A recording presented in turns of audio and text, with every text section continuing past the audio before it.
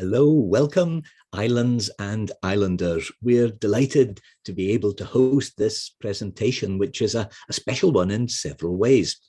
First of all, it's a joint one. It's a collaboration between the Virtual Island Summit and Orkney International Science Festival.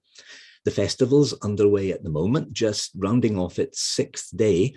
And so the audience for this event will be a bit of a mix. It'll be some from the Science Festival, along with the many attenders for the Virtual Island Summit. Our subject is something that must be right up there near the very top of every island authority's list: what to do about waste. Islands are really at the sharp end of waste disposal, as it costs so much to ship it elsewhere, and also because the ocean currents bring a lot of waste from mainland sources onto island shores.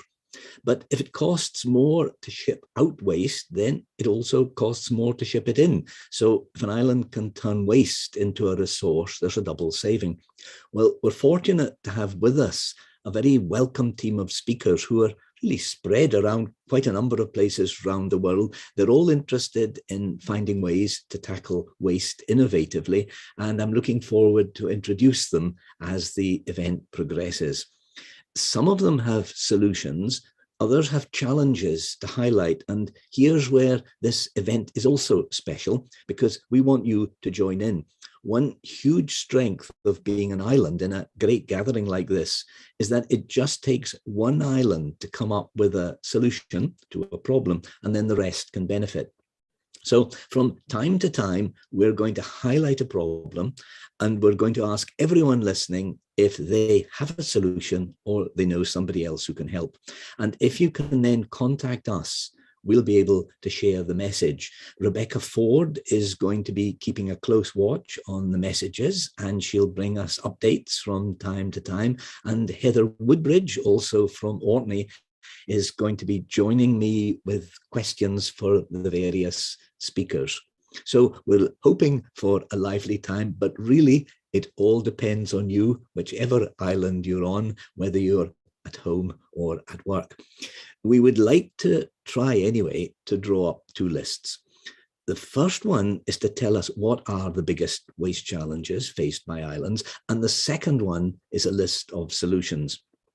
Each of the speakers will have the opportunity to ask one question at the end of their presentation. And in that question, they can highlight one type of waste that they find particularly challenging and that they wish so much that someone somewhere could come up with a solution.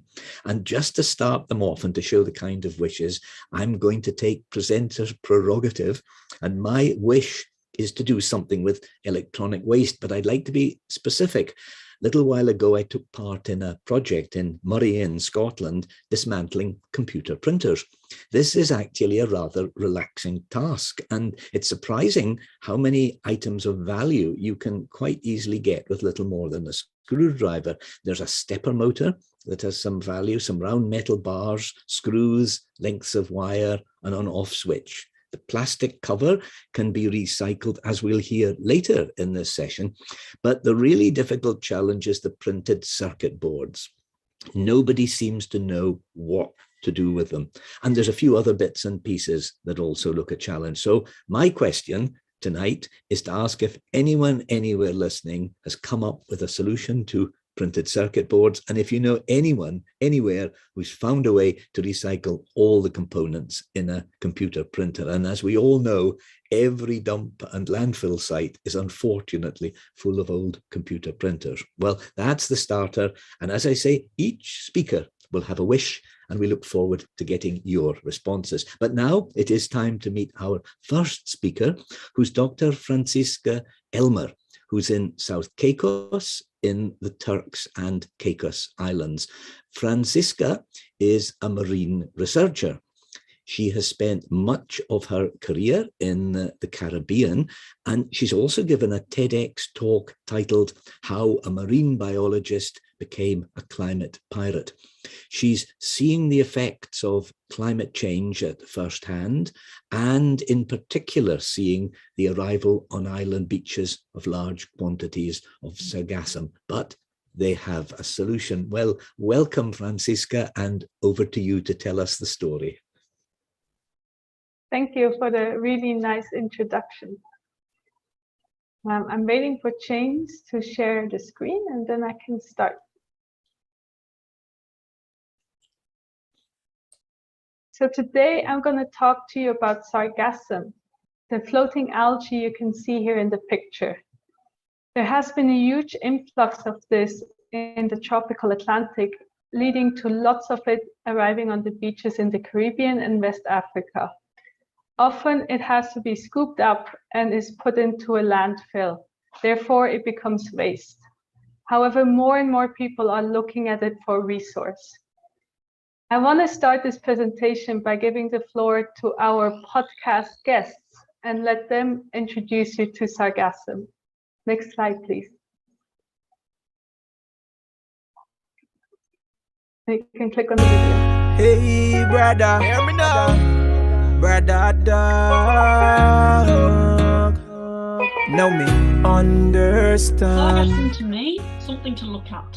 Something that I can see from space. It's an amazingly diverse and really important and unique habitat. Providing a hunting ground for those big fish. My goal is to find an oceanic white-tip shark, a hammerhead shark, something like that. The baby sea turtle go to the Sargasso Sea. Cette mystérieuse mer des Sargasses que je n'ai jamais vue. Once it gets to the shore and gets to the beach, it becomes a huge problem.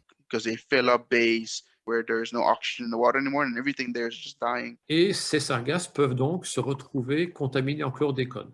H2S, l'ammoniac et l'arsenic inorganique. Et ces produits sont toxiques pour ceux qui sont dans les zones d'impact. For resort properties, obviously, besides the image impact, the guest experience impact, the smell, there's the cost. And it's a sign of disrupted ocean ecosystem. I've been proliferating because of you. Now do something about it. So we do have the Citizen Science Project ready. Anyone could use it. Satellites to detect the presence and the position on Sargassum on a daily basis. En 4 etapas: la contención, recolección, disposición y la industrialización. Todos nuestros productos son hechos 100% de sargasso. Le côté ignifuge ou le côté résistance à l'eau naturelle, je parle naturel. We can extract and we can refine seaweed by minimizing, if not outright avoiding in some cases, turning that biomass back into CO2. Whether we can turn this golden tide into a golden opportunity. You know, cultivating these seaweeds as gardens, new kinds of gardens in the ocean, is going to provide a whole new era in human civilization.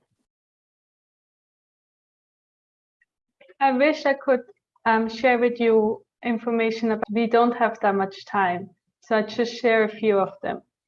First of all, if the Sargassum gets on the beach, like you can see on the left, then it starts decomposing and it doesn't work anymore well for making products. So to have good products, you need the fresh Sargassum collected in the water, can be near shore or offshore. Next slide, please. One company which has found a way to make a new collection device is SOS Carbon. So instead of using conveyor belt boats that are quite expensive and can only be used to collect Sargassum, they made a device that can be added to fisher boats, giving fishermen a paid contract and also making it possible to use the boats for something else than Sargassum collection at other times. Next slide, please. So what do you do once you collected it? Dr. Legina Henry and her students in Barbados came up with a way of making biofuel using Sargassum and the wastewater from rum distilleries, a real Caribbean solution. And in this winter, they will test their first car running on this biofuel. And if this works out, maybe very soon, most of the cars in Barbados will be powered by Sargassum, which would be really, really cool. Next slide, please. C Combinator, which you're going to see on the next slide, has biorefineries in Puerto Rico and Mexico that make a biostimulant that helps plants grow. They have really big plans and want to make bioplastics and alternatives to leathers and a lot of other products out of sargassum. Next slide, please. The University of Queensland has been looking into algae for biofuels for a very long time. And the problem was always that growing the algae was way too expensive to be competitive. So when sargassum came around, they did a cost analysis of how much it will cost to harvest the sargassum at sea and make bio crude oil on a vessel straight out there at sea.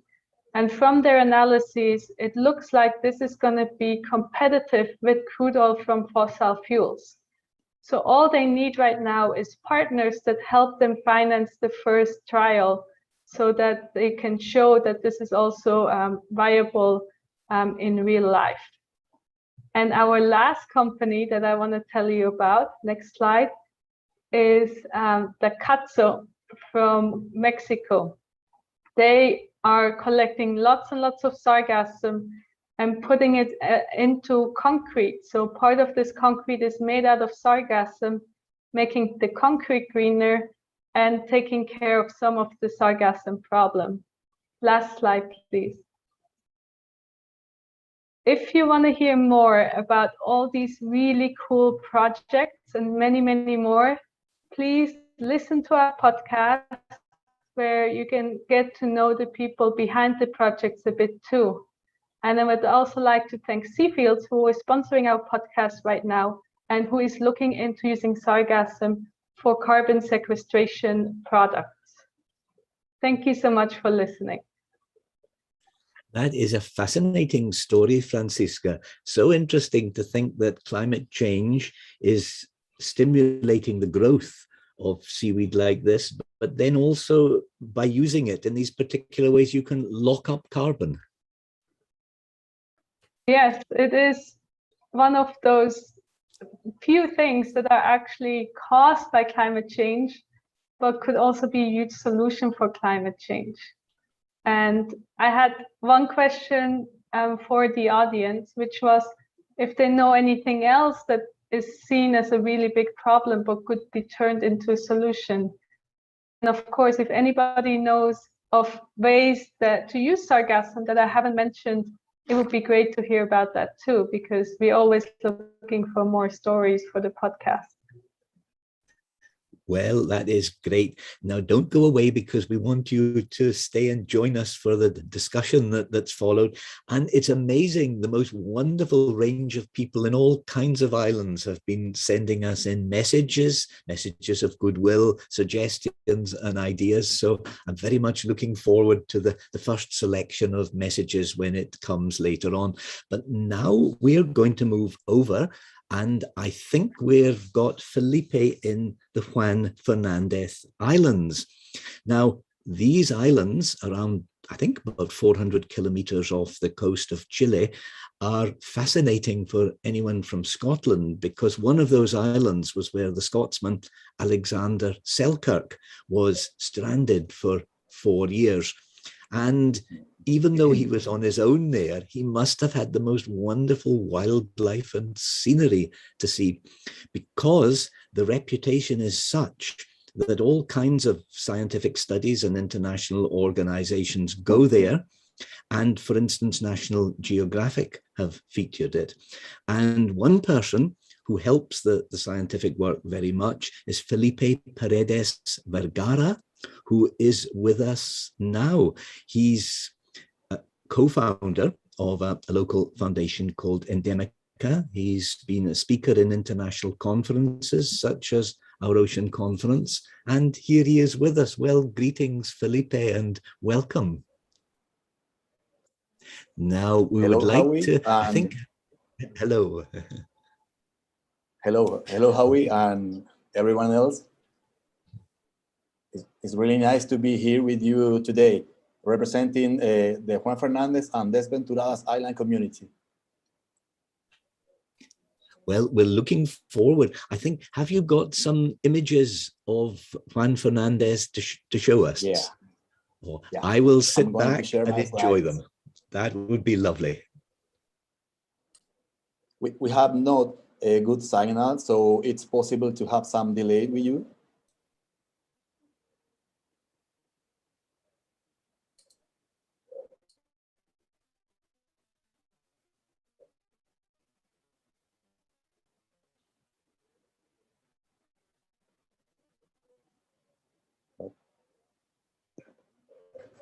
Here we go.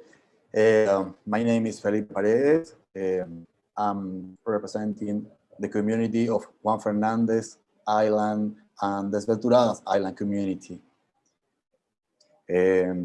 Our families arrived here 150 years ago from many different countries in the world.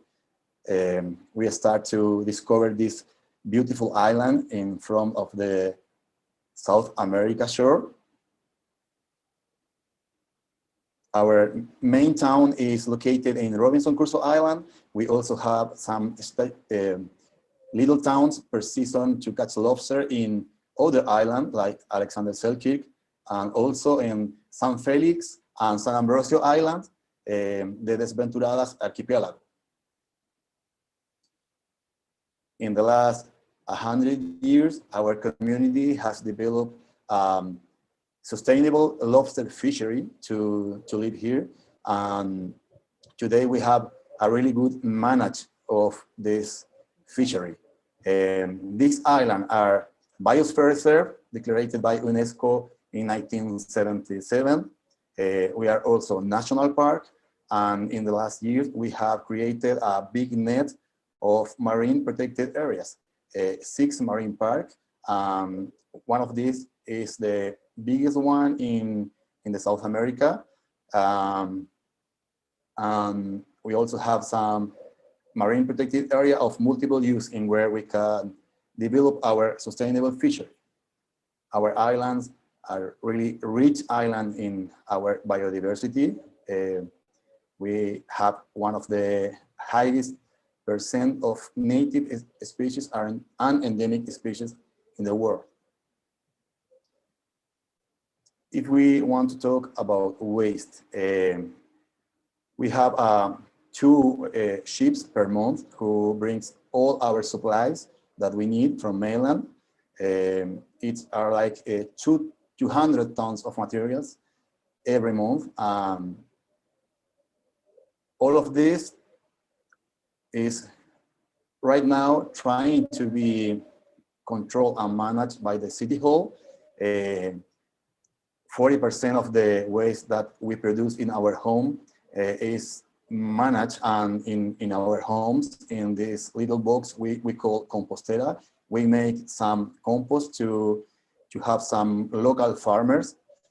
Only 2% of these 200 tons that get into the island go back to the mainland to be recycled. This is a big effort, and this program is improving every year, but we have some logistical problem to catch and get or gather all the waste in 4 islands that is separated one from each other, 200 kilometers from Robinson Crusoe to Alexander Selkirk Island, and 900 kilometers away is located Desventuradas Island. Felipe, just to let you know, the slides are not moving. Well, so can you confirm? Right now, I'm presenting a beach cleanup. Can you see that picture? Can you confirm that? We only saw the first slide. Oh, sorry, I have some problem.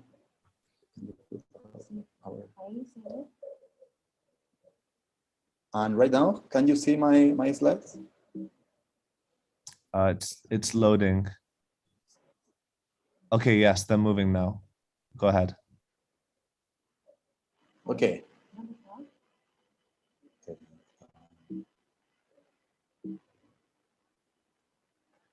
Oh, sorry, I have some problem with my connection, but I'm trying to follow. We can hear you. So when we can see the slides, it's great. Thank you. Yeah, okay. Well, one main part of our effort to make this problem an opportunity, we have developed some program of beach cleanup to cut waste, and collaborating with scientists in mainland, we are trying to identify the castaway species who are traveling in the plastic mainly, to know where it's come from. So that's how we can know surely where the garbage is coming from in our ocean. This is really amazing because the most high percent of the waste that we catch in ocean comes from the other side of the Pacific, and even from the Indian Ocean. Many bottles with Chinese rights on it. So this is a global problem. If you can see on my slides, is the community effort to work on it. We are also collaborating with some investigation in fossil fish to understand what they are eating to survive. And we are trying to understand how it can be a problem to the human health. If you can see how the ocean currents work, you can easily understand why all the not good managed waste on South America and in Australia, New Zealand, Japan, Russia, and China are coming here, and suddenly it's stay here. If you can see this map, you can watch where is located some of the big island of garbage in the oceans. And one of the biggest one is located between our islands and Easter Island.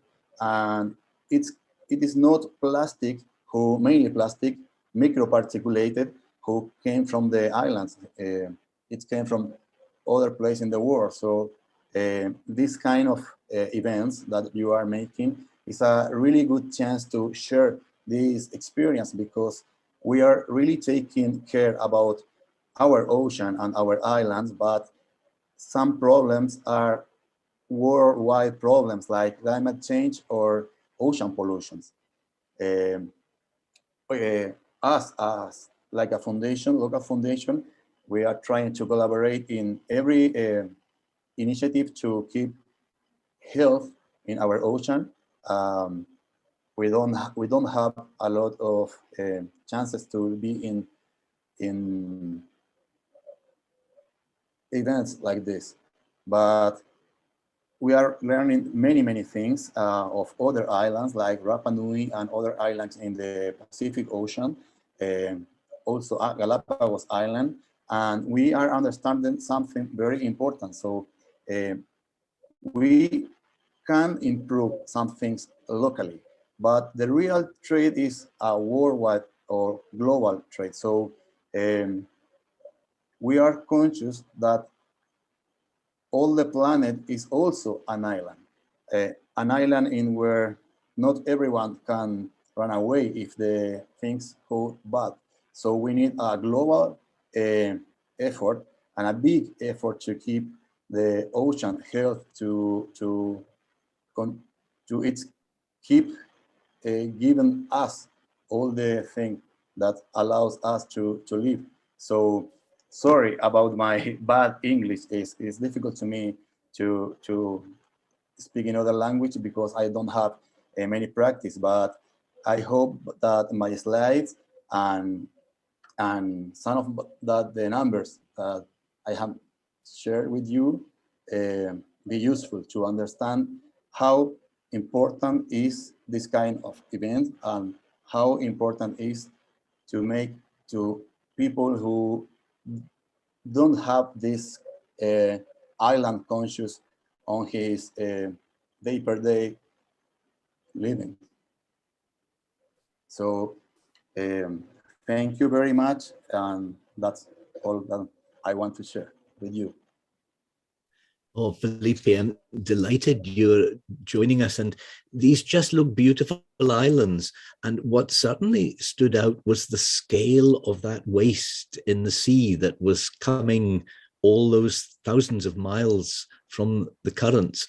And could I just ask you if you have one wish, it could be a wish or it could be a question that you would like to put to people or you would like an answer to?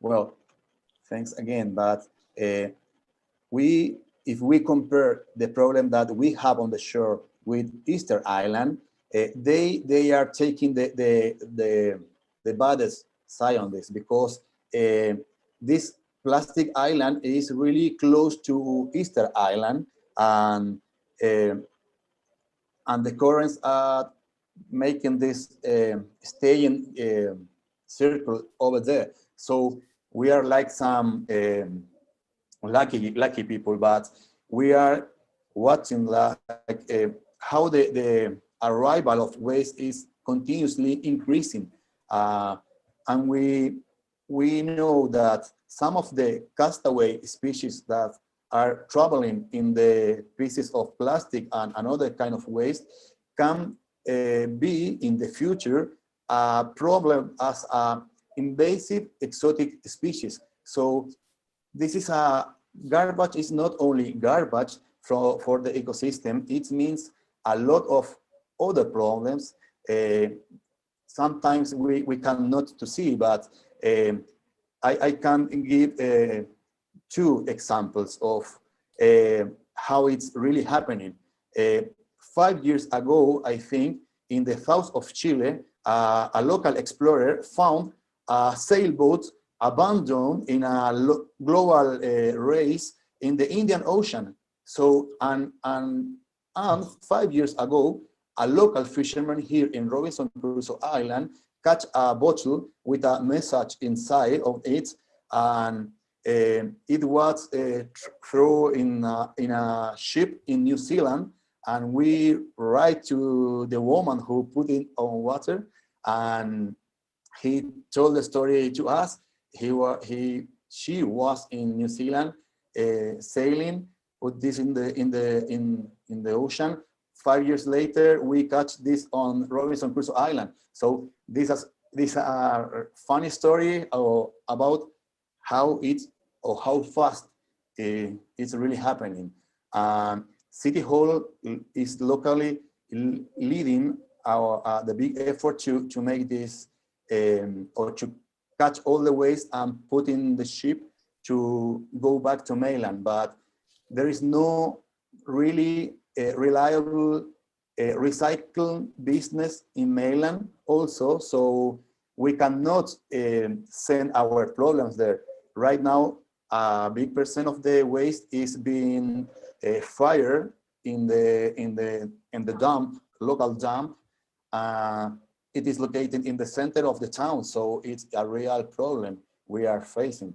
But we have good news also. Local fishermen wants to stop the plastic use in their traps completely for 2030. So we want to show everyone else what we are doing here, but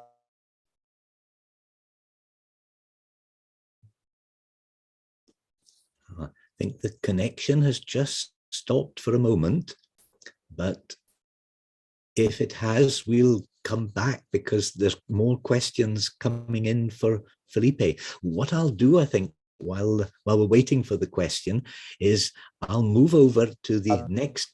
There's Felipe back. The screen went. Let's have a look. It really is a miracle, the global connection that's bringing us all together. I'll come back to Felipe because we've got a question about the floating islands of garbage that's come in. And in the meantime, we will cross the Atlantic to, in fact, the middle of the Atlantic, to the island of Tristan De Cooner, where, if all is well, we'll have Steve Townsend waiting to join us. Steve's joint administrator of the island of Tristan De Cooner, and I see him there, and that's a really good picture. Steve, you could almost be somewhere just down the road here in Scotland. That's great to see you. I would like to ask you something about the challenges, because in Tristan De Cooner, you won't have easy options of simply piling them up on a boat and sending them away. So if you could start by telling us some of the challenges you face. Great, thank you very much, Howie, and welcome. Good morning, good afternoon, good evening to everybody who's here. I'm joined here with Hélène Jomot, who's our Chief Financial Officer here on Tristan De Cooner. For those who aren't aware, Tristan De Cooner is the world's most remote inhabited island. We don't have an airport. We only get 9 ships a year. All our goods have to come in by ship, so everything has to have a large amount of packaging around it to keep it safe and secure. When the ships arrive, everything is offloaded onto small barges and brought ashore on the small barges, because our harbour is much too small to be able to take in any sized vessels at all. Tristan is made up of 4 islands. The Tristan De Cooner is the main one, where the only settlement, Edinburgh, is. There's 2 other of the top islands, which are Nightingale and Inaccessible. And then a couple of 100 miles south is Gough Island. Gough and Inaccessible are both World Heritage Sites. We've also just last year established a marine protection zone, which is the largest in the Atlantic. So that's sort of given a boost to all our works on the conservation. So the big difficulty that we have is that we only have a small population. There's only 250 people on the island, and they're all fully employed in any case. We have plastics and glass and metal. Everything has to be shipped in, and we can't ship it off again. We investigated whether we could get scrap iron back to South Africa, for example, but the problem was that all the import duties and shipping costs just made it impractical. Didn't no money at all in it.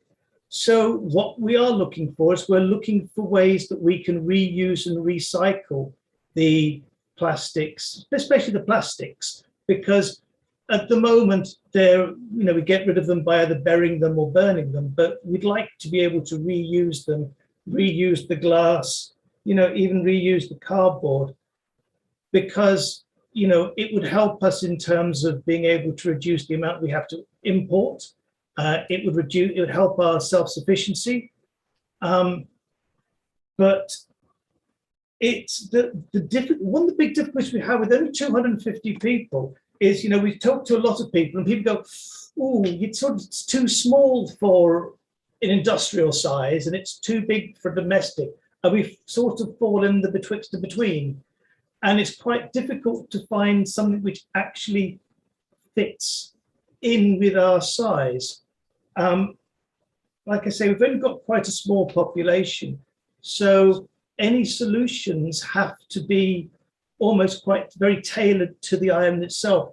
We don't, anything's got to be very robust. It's got to be easy to maintain, because we don't have the people here with the necessary skills for a highly complicated machinery or something which needs regular repairs. I mean, it's a bit difficult to persuade somebody to come out here to repair a piece of kit when it's a 7-day sail, and then they've either got 3 days or 6 weeks until they can leave again.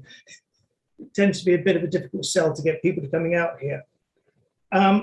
The other problem that we have is, as actually Felipe's map was showing, we get a lot of plastics coming ashore, which isn't ours, not ours, Gov, but has come ashore from vessels on the high sea, or even from the shores of either South America or from Africa. So we do actually end up with quite a large amount of waste plastics on the shores. I mean, so those are the sort of challenges that we face here. I mean, the biodiversity here is amazing, and especially on the other islands, on Nightingale and Inaccessible. The question is, how can we get rid of all the many things which we accumulate on the island, and actually be able to use them in a much better way going forward? You know, that's fascinating. And I hadn't realized about this issue of scale, but I can see it now, because I guess an island of a certain size can have even like a small factory or a small industrial plant to do certain types of recycling.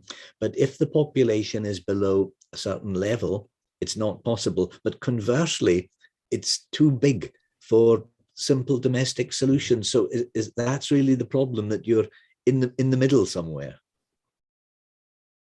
Yeah, exactly. I mean, the amount of plastic that we generate is a lot for a small island. If you're looking for, say, a community in the UK, they're producing, hundreds of times more than we are. So it's got to be something which is quite small, but not too small. That's the problem that we face here. Is just the size.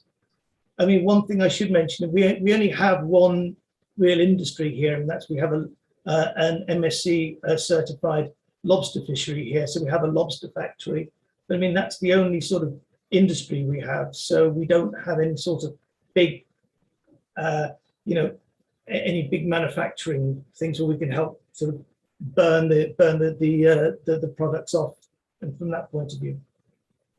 We're going to ask you to obviously stay on and join the discussion that will follow. Sure. But in the meantime, a wish of all the different types of thing that you have to recycle, which would you say is the really biggest challenge? Is it glass or plastic, or which would it be?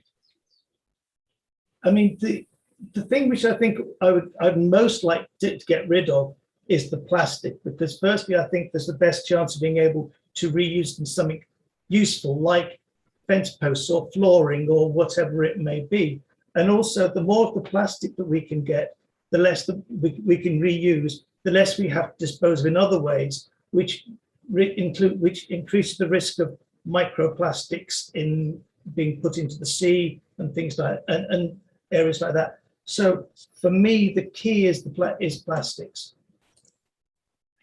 This is very interesting. There's definitely more to ask you about, Steve. And in the meantime, I should say, but we are going to hear some ideas about recycling plastic in a moment. But also there's been a number of Sargassum questions coming in. So maybe now would be a time to go back to Francisca, and just if I could put a couple of Sargassum questions again to you, Francisca, because one of the questions that came in from Robert Mackay is, are there any methods being developed that can harvest Sargassum on a scale?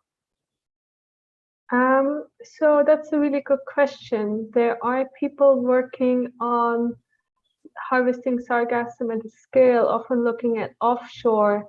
There's at least one project from Fearless Fund who has money from the US Department of Energy, the RPE fund, which is for innovation.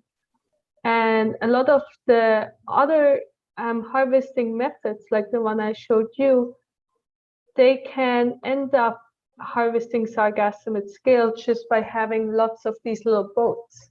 So scaling up would be by having lots of boats and being able to collect all the Sargassum coming to the different islands. But then you also need to know how you're gonna use the Sargassum. So at the moment, it is kind of actually harvested at scale, because in all the different areas, it is harvested in large quantities, but it's just dumped and being wasted. And Timothy Adam has been in touch with a question on the use of Sargassum as fertilizer. He says a while back he read some reports that Sargassum contains relatively high levels of heavy metal contamination. He asks if that's a fact, and he says, if that's the case, would it be feasible to remove harmful contamination before deploying it as fertilizer? Yes, so that's really important, that sargassum can contain a lot of heavy metals and arsenic. It's kind of hard to study this, so we don't have data from every place, from every month, but we have data from different spots where science has been done. And we did see that it varies from location to location, and it probably also varies from different months of the year, how much arsenic is in the sargassum. But the sargassum loves to just take all that bad stuff we have in the ocean and take it out for us and bring it back to us. So when you want to make fertilizer, a lot of the companies who make fertilizers, they find that at the end, through the dilution, their fertilizer actually complies with the standards of how much arsenic you can have in a fertilizer. However, you definitely should get your fertilizer tested, and it may not be the best thing to just put sargassum straight to your crops that you're going to eat afterwards. If it's plants that you don't want to eat, you can put sargassum right on there as mulch to help it. Maybe get rid of the salt first, otherwise you get really salty soils as well. Another problem with using sargassum as compost or fertilizer or mulch. There's a question about sargassum biofuels, comes from Andrew Irvin, and asks about investment. And it's essential, the question's essentially about investment. Is there a market interest out there among companies to invest in something like that? Well, we're about to find out. The two solutions of making biofuel, they're still in the early stages. The solution in Barbados with the base of the rum distillery and the sargassum, they're doing their first pilots this year. So they're doing their first anaerobic digestion in a big digester that isn't as small as like a salt shaker. And the other team from the University of Queensland, who's actually also here in the chat taking part, they are still looking for investors to actually invest into the pilot, so they can figure out if what they calculated holds true in the field. A comment from Robert Daniels, who says that Bermuda has also had its share of problems with sargassum in recent years. And Alain Blaise has been in touch to say sargassum is a real problem in Caspe-Terre, Marie-Galante, an island in the south of Guadeloupe. He said that's something they would appreciate help. And is it possible that with what you're doing, you're able to spread information to other areas that would like help? Yes, that's what the podcast is about. So the podcast is all about spreading solutions across so people can listen to them. And one of our podcast hosts, colleagues, she's French speaking, and she actually worked in Martinique and Marie-Galante as a social scientist working on the health impacts of sargassum there. Because it's true, many people in those islands are actually living close to the shore where the sargassum is rotting, and the hydrogen sulfide and gas levels in their houses is at a level that is toxic and very bad for one's health. So they're the ones who need the most help with sargassum for sure. And just two more comments. J.G. Flood says, sargassum in Bermuda contains a lot of plastic waste from large items like plastic ropes to microplastics. And Benjamin Hamilton says, he mentions kelp harvesting in Southern California in years past, and says there might be, or there could be, well, techniques or methods, I guess, or an example from that. Yes, unfortunately, sometimes you find plastics in the sargassum, which makes it harder to make products because potentially you cannot have the mix of the plastic and the sargassum, and you have to separate. And in California, they have a different type of sargassum problem. They have sargassum hornery, which is a benthic sargassum attached to the sea floor that is actually taking up space and competing with the kelp. Now, don't go away, because I'm hoping that Heather Woodbridge from North Ronaldsay is with us just now. And if Heather is, she'll be able to tell us something about what to do with seaweed. There she is. Heather, when you've been hearing about the problem of Sargassum from Francisca and from some of the others joining us, there is a solution in North Ronaldsay to if you have too much seaweed on the beach. Yes, hello everybody, good evening. My name's Heather Woodbridge and I actually live in the island of North Ronaldsay. And what we're really famous for and very proud of is our seaweed eating sheep. So we have huge kelp beds off the coast of the island of North Ronaldsay in Orkney. And in the winter months, this is cast up on the shoreline. And for many, many years, this has been harvested to produce iodine, you know, as traditionally part of the kelp industry, but we do use it as feed for our sheep. So we confine the sheep to the foreshore and that's their winter feed. And in fact, there's an interest now among researchers in the North Ronaldsay sheep, because it's turning out that the diet, a certain proportion of diet for sheep and cattle as well, is beneficial. Absolutely. It's been, well, there's some very exciting research happening about the gut microbes and how that interacts with their diet. And there's certainly sort of suggestions, could this help reduce methane if fed to cattle? And, you know, the carbon load of that, you know, is this a really efficient use of sort of effectively blue carbon? So it's all very interesting indeed. And cattle is certainly something that in other areas do eat the seaweed that's been cast up on the shore as well. This is great that you're with us, Heather. And if you can not go away, but come back later for the discussion, we've more to speak about. Thank you very much. And now, in the meantime, plastic's been mentioned and the scale of what to do with plastic's been mentioned. And we've got a set of slides here about a plastics project that took place in Murray. And it's an upcycling project. And indeed, the first slide talks about upcycling. So if all is well, either James or Sarah will do some magic and the slide will appear. And James has done the magic, and there it is. This is the project, and it's upcycling rather than recycling. And the idea on the next slide explains a bit about upcycling. And this is the point. It's a contrast to reusing or recycling. It uses existing materials to improve upon the original ones. So the products are given more value, not less. And I guess an example would be that with bottles, for example, you've got a lot of energy into making a bottle. You can crush it up and make it into aggregate, but then you're losing some of the energy that meant to give it structure. Whereas with upcycling, you're really building on what you've already got. And that, by the way, you can see in the left there is simply fabric that's been wrapped up and is going to be, I guess, dumped or burned.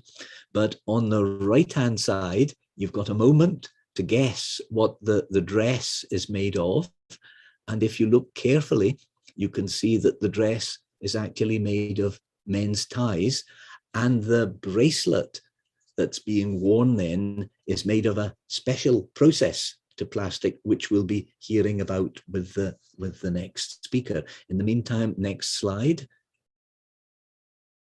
And here again, you see the different kind of items that can be made. There on the right is the dress, and you can see what once were men's ties.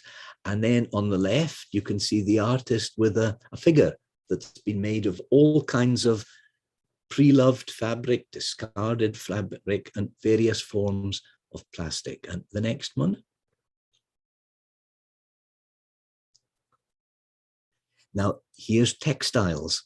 The amount of textiles that go into landfill is massive, and that represents loss of resources. It represents considerable loss of resources. And you can see here that all kinds of material have been turned into beautiful dresses. It's been a tradition over the centuries, I guess, with patchwork quilts and so on. But here's an artist taking raw materials, and the great role of art is transformation. And this is transformation of waste but discarded material into something beautiful. Next one.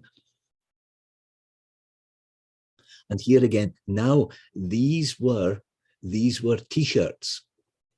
And here old t-shirts have been cut into strips, laid down flat, cut up into strips. And those strips, which are quite springy, make a kind of yarn, which can be made into bracelets, or as you can see, can be made into a bag. Next one. And here now is plastic. And this is taking old plastic, PET plastic. And what happens is, if you handle it in particular ways, it can actually come with the quality of glass.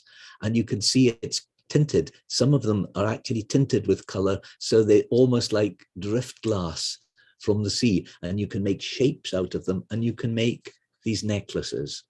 Next one. And milk containers are another challenge, but you see, something as ugly and functional as a milk container actually can turn out with the right processing into something rather beautiful. It's a resin in a kind of milky translucent white, and you can see again how it becomes as a necklace or a bracelet. Next. Now this is where we lead into use of 3D printing from waste plastic, which our next speaker is going to speak about. Essentially, you can shred plastic, put it through an extruder, heat it, and out can come a new form of plastic in the form of filament for a 3D printer. And you can get a doodle pen and you can draw in 3 dimensions, and you can produce all these kind of shapes. Next one. And that's it. That's the artist and assistant. And there are addresses there for more information about this project, the Fashion the Future project. Thanks for the slides. And now it's time for our next speaker, who is Dr. Katharina Vones from the University of Dundee. And Katharina is an artist. And this is very much, Katharina, this ability of artists to create and to transform, that is something that can really make a rather wonderful difference. Absolutely, Howie. Thank you for the wonderful introduction. I really enjoyed seeing those 3D printing pen creations. I think it's a wonderful tool, and we'll see a little bit of that in my presentation as well. So you can kind of see in my background already today, I will talk about a problem that's all too familiar to a lot of you. And I'm going to start the presentation with a few images from the island of Scarp in the Outer Hebrides here in Scotland, where I'm based. And these slides are part of a project that I did with my co-investigator, Ian Lambert. And Ian visited Scarp for the first time, maybe 6-7 years ago now, and he saw this plastic pollution, which is absolutely incredible. And Felipe was talking about the currents bringing plastics to particular areas in the ocean, and that is certainly true for the Outer Hebrides. They're acting like a comb for a lot of the eastern parts of Scotland. And next slide, please. So you can just go through these. You can see it's an incredible amount of plastic that washes up on these shores. And you can see as well, the storms in the winter are very severe. Next slide, please. And they bring a lot of plastics with them from all over the world. And so the project very much was us going out there and picking up parts of these bits of plastic. And there's far too much to take back with you. But we really wanted to tackle the question of what can be done with these kinds of plastic waste products that wash up on these shores on a grassroots level by inhabitants of these islands, and they're very small communities in the Outer Hebrides, on the Isle of Harris. Scalp is practically uninhabited now. I think the last person living there permanently left a very short while ago, and the locals do use these plastics. The buoys get recycled and reused by the fishermen. A lot of them are fully functional when they wash up on these shores. They just get untied from the ocean floor during storms. So some of these objects have an afterlife. The crates can be used as in gardening projects, and the islanders have found many creative ways of reusing these things. But our project really focused on looking at this plastic waste as a material resource for the locals to use. Next slide, please. And my background is in jewelry design, and particularly in the process of 3D printing, and the idea of really recycling this plastic as 3D printing filament is something that I wanted to explore in this project. And when we picked up a selection of different objects, took them back with us to Edinburgh, and analyze them in all sorts of ways. So first of all, an interesting observation was that there were some humongous objects, but most of the objects we found were 15 centimeters and below. So you can see here, for instance, a brush type object made from PP. Next slide, please. And then really looking at the sort of microscopic structure through macro lens photography of these objects, you can see the surface of this plastic gets roughed up as it's tumbled along the beach, tumbled along the rocks, immersed in water for a very long time, maybe rubbing up against other bits of plastic. And of course, this flaking is also what causes massive microplastics problems along the road. Next slide, please. Another problem when you're trying to reuse this material is then the dirt that accumulates. And you will see in later slides that we clean these plastics very well before shredding them and turning them into 3D printing filament. But a lot of this dirt is just completely ingrained, and it becomes almost part of the material. And you can see that in the next couple of slides, and you can just scroll through them a little bit faster, I guess, just to see the different types of objects that we found. Just next slide, please.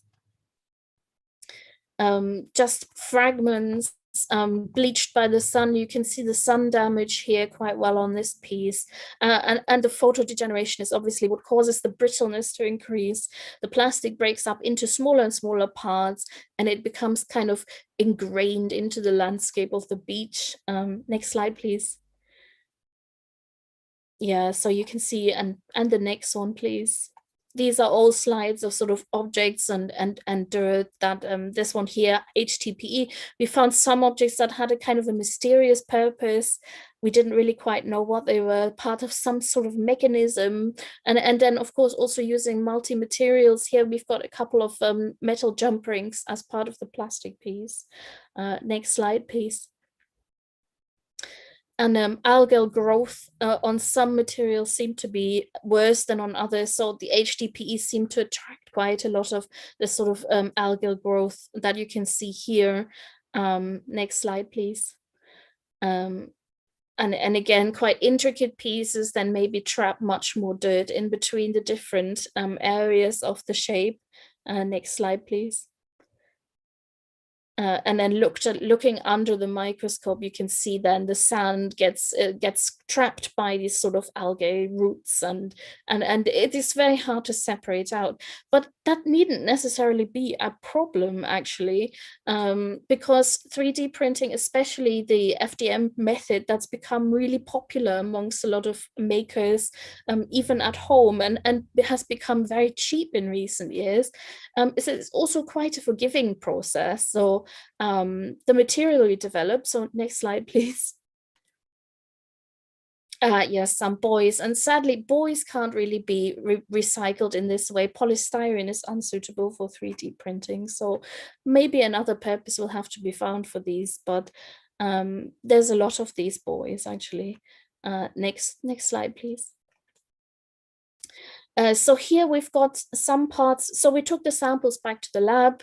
We cleaned them as well as we could in buckets of water rather than under running water because of the limited use of fresh water. These are all sorts of things that sustainability is a little bit like a rabbit hole. You kind of think of so many different aspects that need to be considered. And obviously, if you're going to scrub plastic for half an hour under running tap, the amount of fresh water you're using is environmentally not very friendly. So we wash them in buckets, and here you have some of the shredded material, the black and the red material, mixed in with some virgin PLA pellets.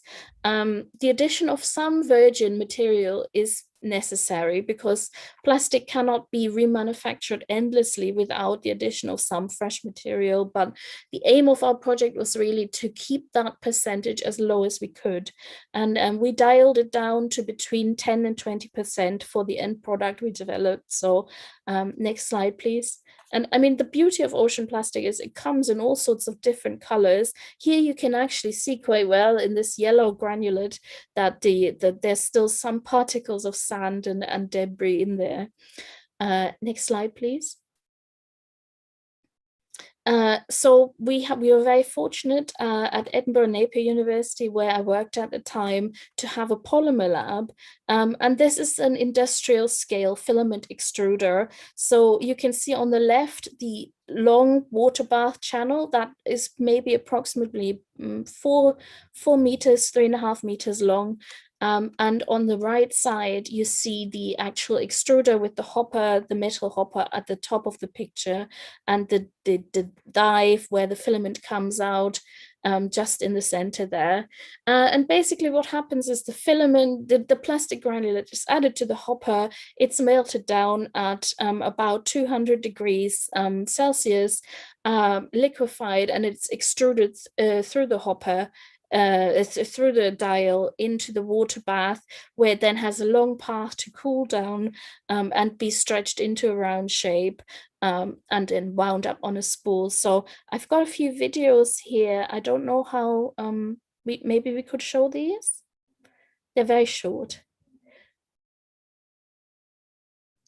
So number one is the industrial extruder.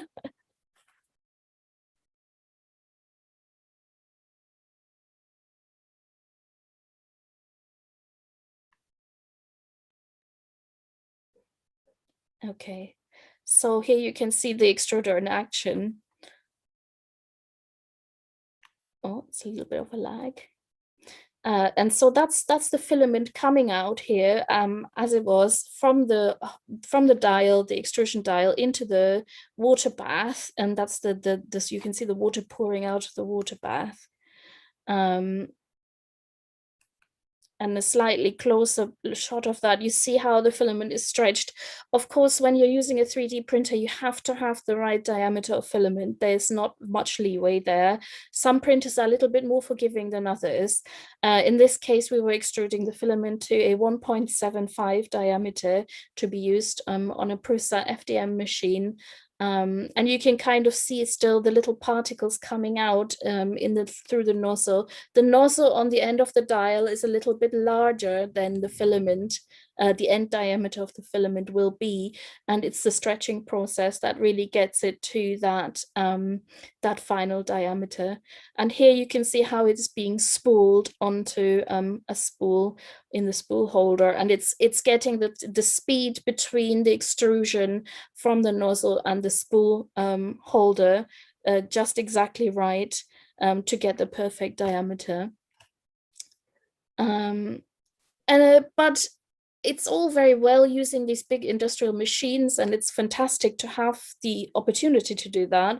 But what's really, for me at least, and was much more important, and I think for Ian as well, was this idea of a grassroots a process that people could use in their own homes, in maker spaces, in mobile maker spaces, in community centers.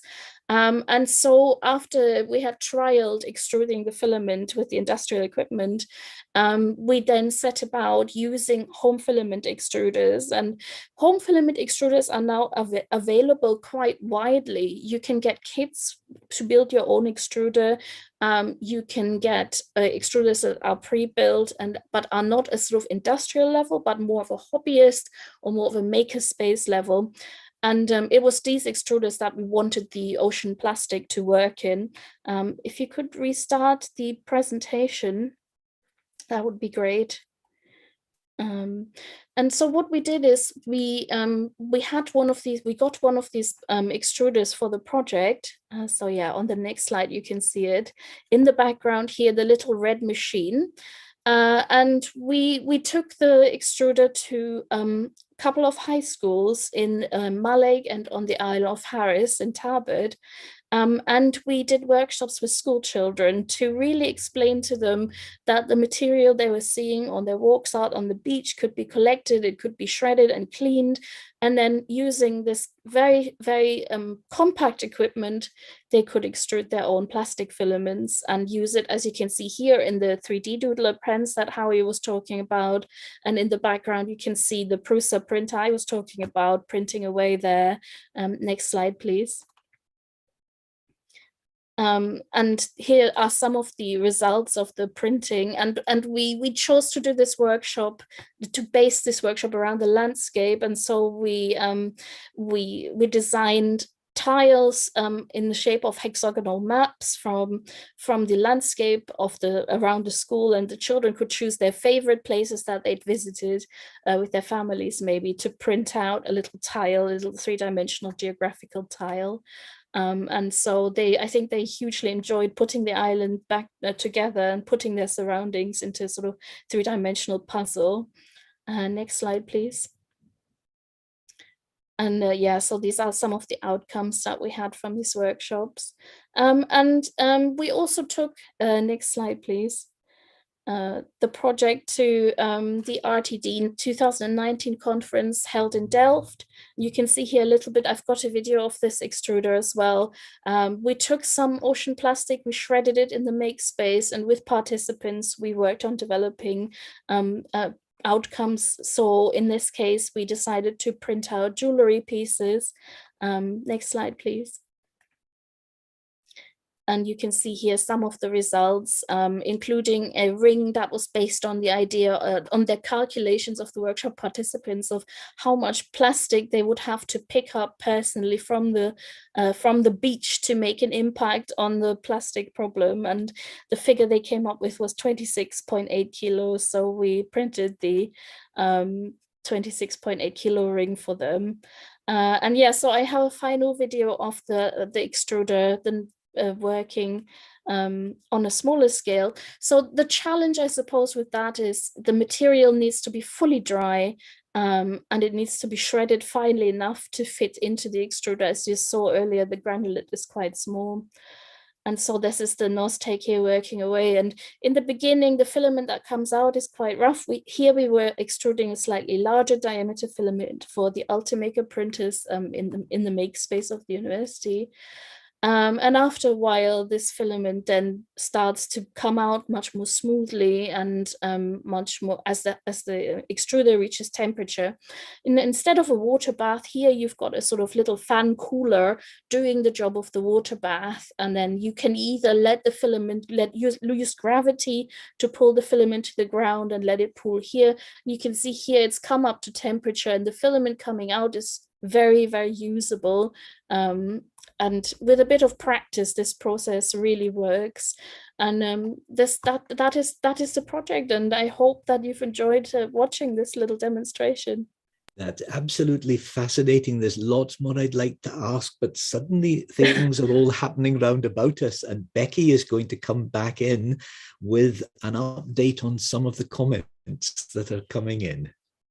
Yes, thank you, Katharina. That's been really inspiring. And we've got some comments coming in. Emma Lewis says, beautiful upcycling. Fred Philip says, as an artist myself, I'm finding this especially inspiring. Yes, you are quite right about the transformative power of art. We've got Emma from saying, I will share this with a young fashion designer here in Jamaica who is very environmentally conscious. We do have some questions about other ways of reusing materials and textiles. Anne is suggesting that, Anne Hewson is suggesting that old clothing can also be reused as cleaning rags to reduce microfiber cloth use. And Howie, I see that the time is going past quickly. You're right. I was just enjoying all these comments. You're absolutely right. Thank you, Becky. I'm going to call in now Dr. Ali Evans of Aberystwyth University. A use for waste material. It's to make artificial reefs. Ali, welcome. We look forward to hearing. Hi, thank you very much for having me. I will just share my screen.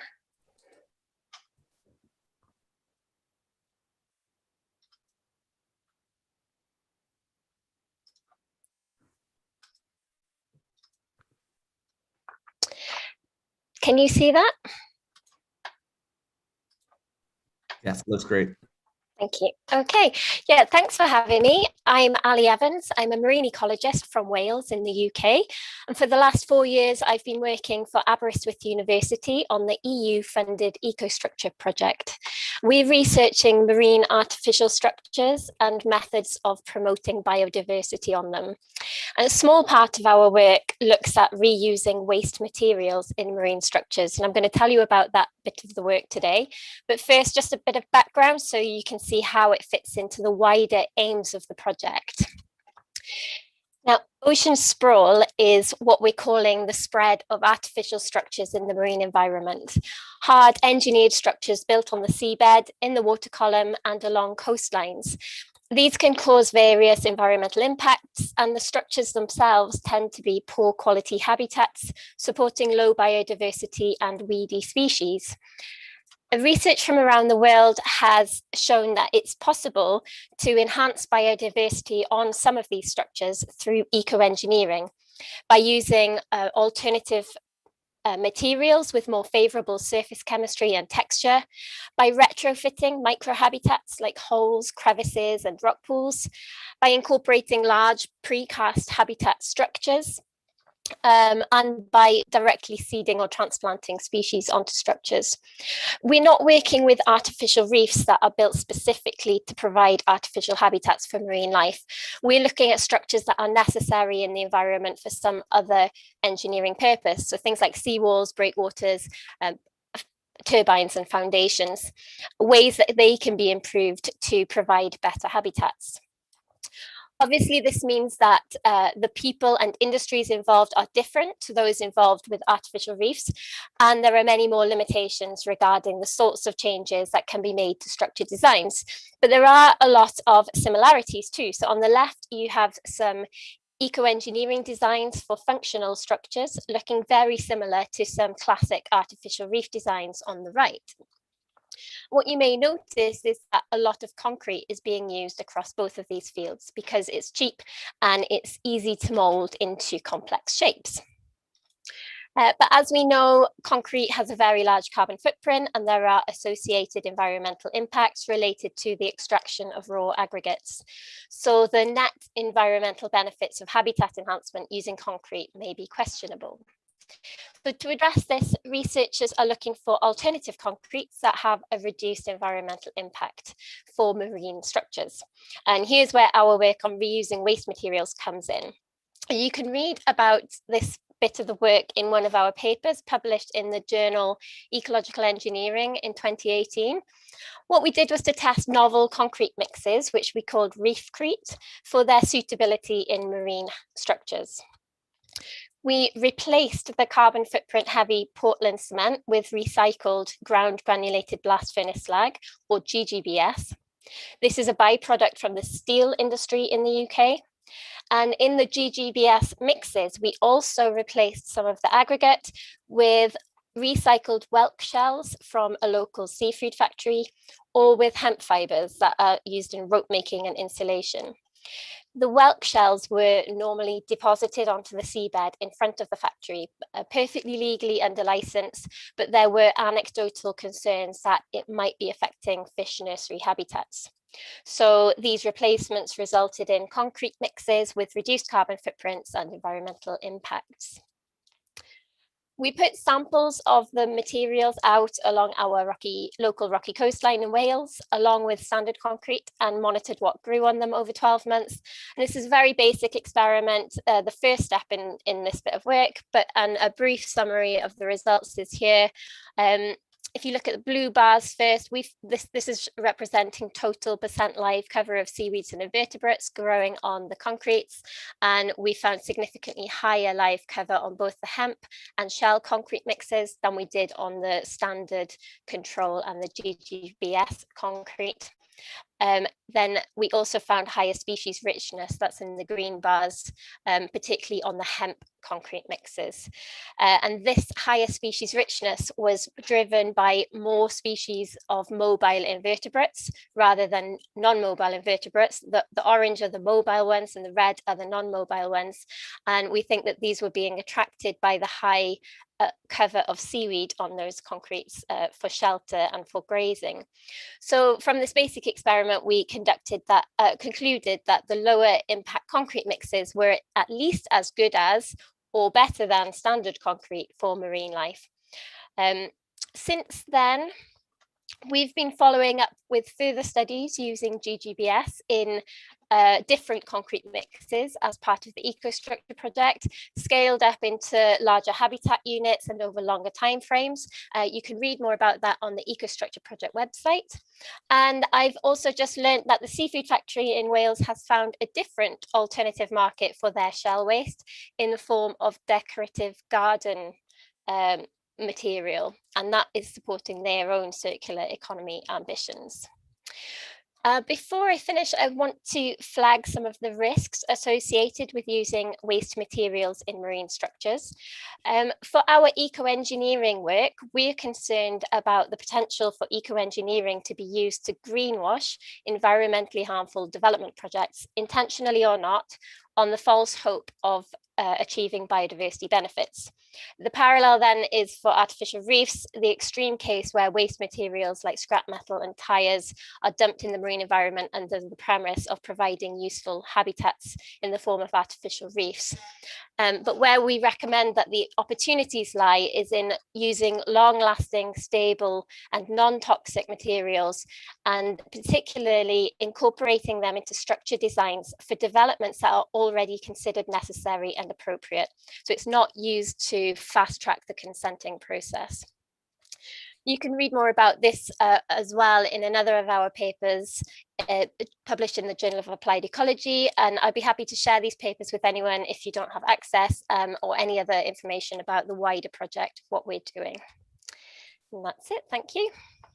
Thank you very much indeed, Ali. And with time moving on, I'm going to go straight now to two representatives of the Scottish Islands Federation, and that's Elizabeth MacLeod and Katrina Spink. And they're going to tell us something about the challenges and opportunities that they're facing. Thank you, Howie. I'm Elizabeth, and I'm one of the directors of the Scottish Islands Federation. SIF was formed over 10 years ago and is a federation of island community groups that work together to have a stronger voice on common issues and to share learning, experience and ideas. SIF is run by a volunteer board of directors and provides a conduit to island policy, decision-making and research, as well as networking and learning exchange for island communities. Actually, I will just start sharing my PowerPoint. I forgot to do that. We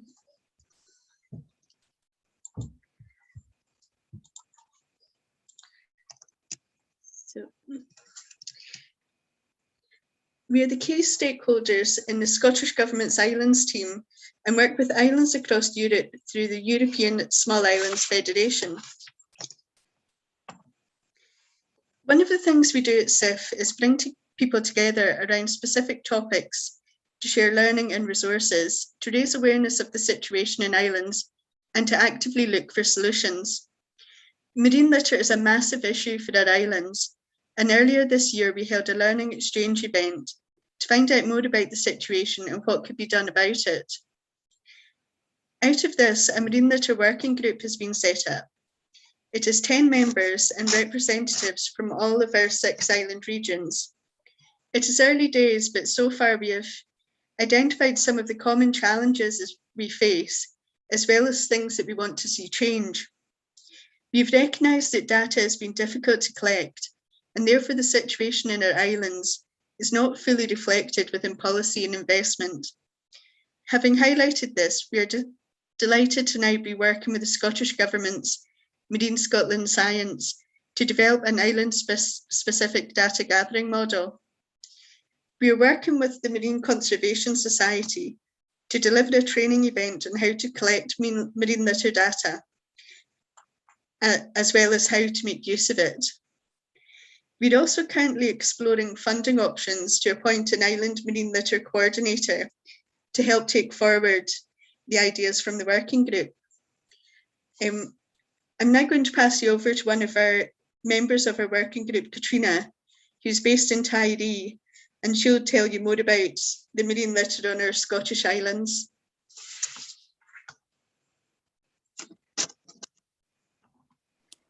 Hi. I don't know, can you see me? Yes. Can you hear me? I can hear you, Katrina. Right, okay. So, hi, sorry, very last minute to put this together. So I live on the island of Tiree, which I really consider to be more Outer Hebrides than Inner Hebrides, although it's the furthest out of the Inner Hebrides, as in the islands of Scotland off the west coast. So part of the idea for the Marine Litter Group was to find out whether everybody was suffering from the same problems, which if you flip through the slides a bit, we've got, I mean, we're represented, our rubbish represents, our marine debris represents every faction of life.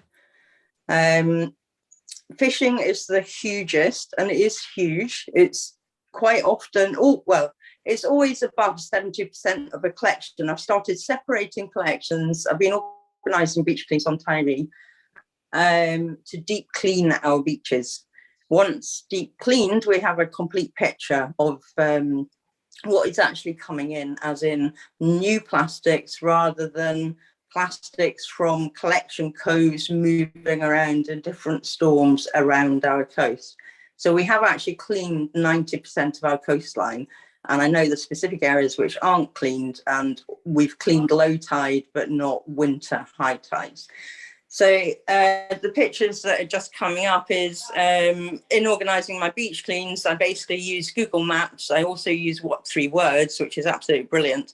So the one here was to clean very remote coves, which you can't even get a quad bike into.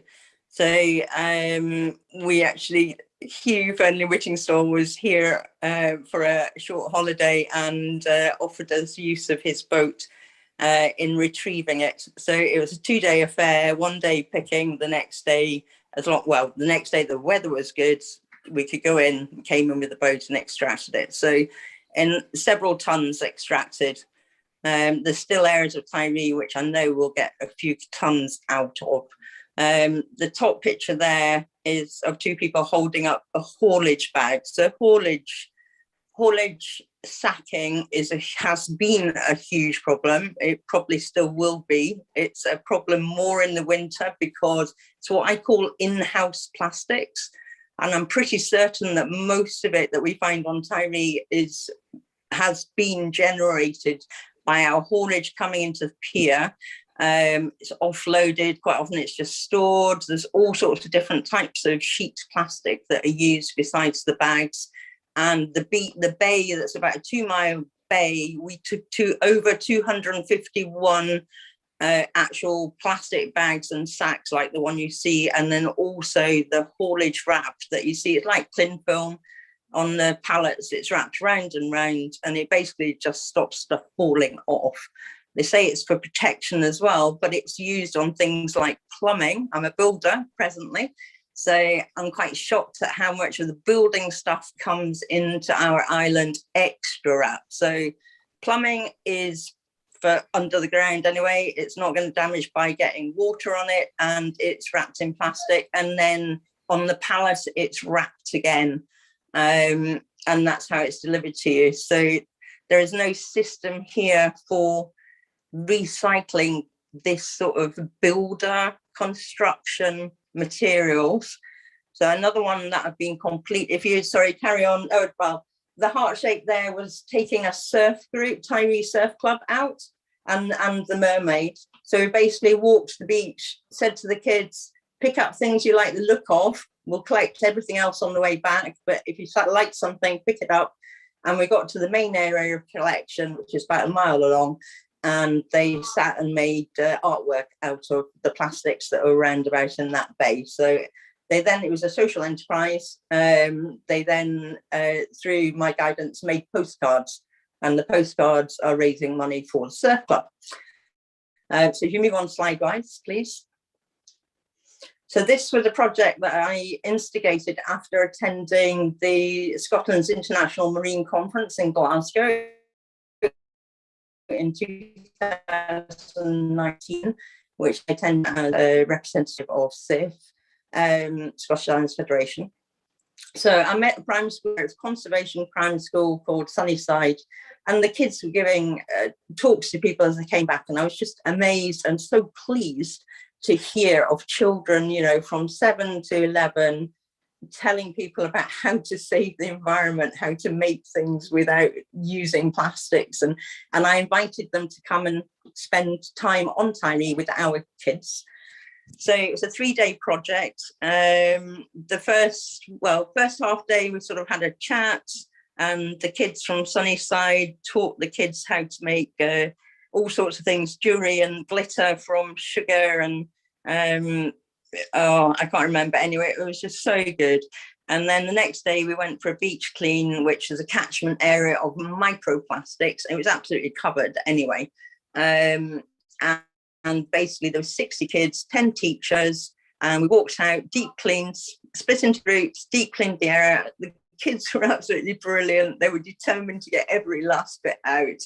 And we ended up with over 4,000 microplastics from this space, going up to 5 centimeters, 50 mil, but going right down to nail, smaller than nail size, tiny. So we went back to the school, talked about what we'd found, talked about the issues, what we could do about it, talked about the animals, what was happening with them, the creatures in the sea, and the kids.